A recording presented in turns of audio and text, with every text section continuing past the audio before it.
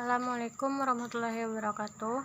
Baiklah, kali ini saya akan menjelaskan tentang sifat larutan asam basa beserta contohnya di dalam kehidupan sehari-hari. Dalam bahasa kimia, larutan adalah campuran homogen yang terdiri dari dua atau lebih zat. Asam adalah komposisi kimia yang dapat dilarutkan dalam air, akan menghasilkan larutan dengan pH lebih kecil dari 7. Selanjutnya kita akan bahas tentang sifat larutan asam. Sifat larutan asam yang pertama adalah memiliki rasa masam. Yang kedua, dapat mengubah lakmus biru menjadi merah. Yang ketiga, dapat menghantarkan arus listrik. Yang keempat, jika dilarutkan dalam udara akan melepaskan ion hidrogen. Yang kelima, bersifat korosif terhadap logam. Yang keenam, dapat menetralkan rasa basa. Selanjutnya, larutan basa.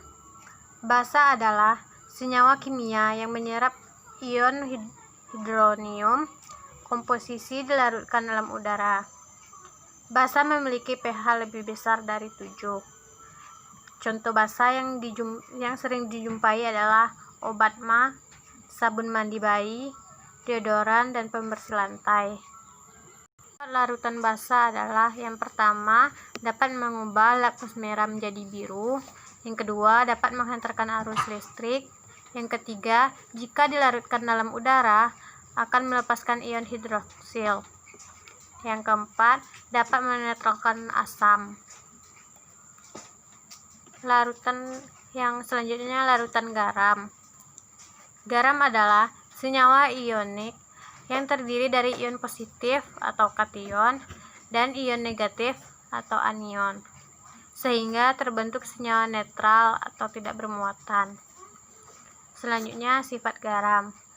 Garam memiliki sifat yang pertama, dapat menghantarkan listrik. Yang kedua, tidak dapat mengubah lakmus merah atau biru.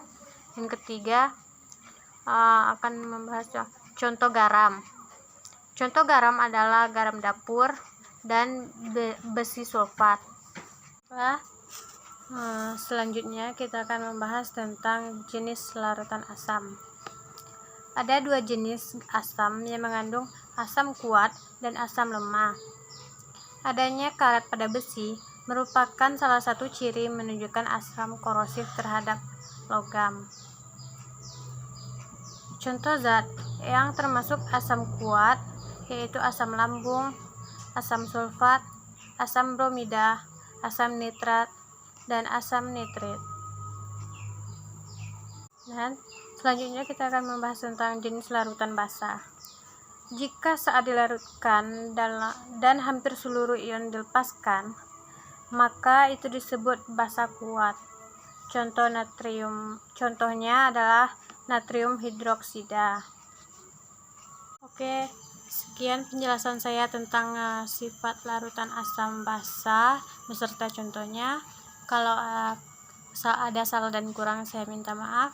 Assalamualaikum warahmatullahi wabarakatuh.